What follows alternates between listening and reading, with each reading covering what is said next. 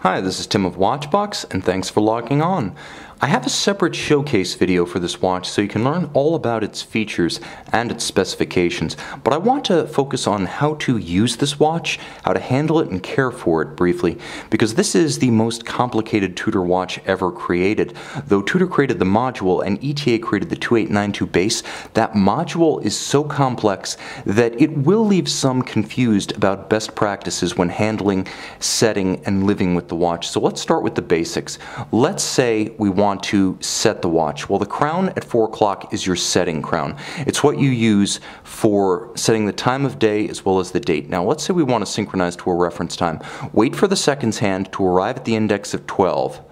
And then what I like to do is I like to pull the crown at that point, pull it out 2 stops. The first detent is your setting position for the date. The second, the stop, is the hacking or stop seconds. Now at this point, what you can do is you can look at an online reference, such as an atomic clock, set the watch to the next nearest minute against that atomic clock, wait for the atomic clock to catch up, and then when hours, minutes, and seconds all line up, push the crown back in. Now you've synchronized your watch. So you waited for everything to line up because you set your watch 1 minute ahead. When that seconds hand or that digital seconds on your clock matches the watch, start it up again. Now you're synced. Okay, basic thoughts. If you want to set the date, it has a quick set function. So you pull the crown to the intermediate position between all the way in and all the way out, and then you turn it in a counterclockwise direction, and you'll note the quick set for the date is actuated.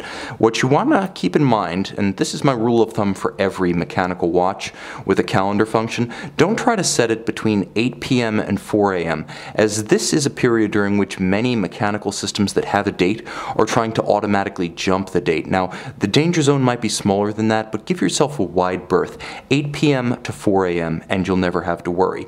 So this watch is 100 meters water resistant. Remember, that's a static test depth. In practice, you should have your watch water tested at least on an annual basis. Now, the other important thing to remember is that you need to keep the crowns flush to the case. Don't turn them, don't pull them out or use their setting functions, don't toggle the alarm on-off, don't use any of these functions while the watch is submerged or even wet, as you might accidentally bypass seals. And when a watch like this has 3 case through fittings, you really want to be as conservative as possible and dry the watch before operating its functions. So now you know that you wind in the first position, you pull it out, set the date in the intermediate position, pull it all the way out, stop the seconds, set the time in the outermost position. Let's talk a little bit about the alarm, which is the defining feature of this Tudor. So the first thing you want to know is that you have an adjuster at 2 that is both your winding and your setting function. Now, I'm demonstrating that nothing happens, you freewheel when it's flush to the case. Then the intermediate position is the position where you wind. You cannot accidentally overwind the time-telling function of the watch, but you want to watch the power reserve scale at 3 o'clock, and when you reach the fat end of the red quarter elliptical, then you want to really feel for building resistance. And once you feel that resistance stop winding, the watch is wound. At that point, what you want to do is you want to pull to the outer stop, out of the intermediate position to a stop, and then you want to turn to the time that you have in mind for the watch. So whatever that may be, keep in mind that you can set to about 5 minutes proximity.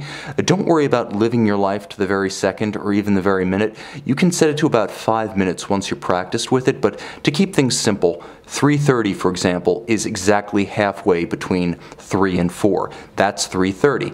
What you want to do then is push that crown back in for security, and then always make sure that if your alarm says off and you want it active, you toggle it to on. And then you'll note that when the watch reaches that time, if the watch has the alarm active, it'll sound and you'll see the discharge of the power reserve.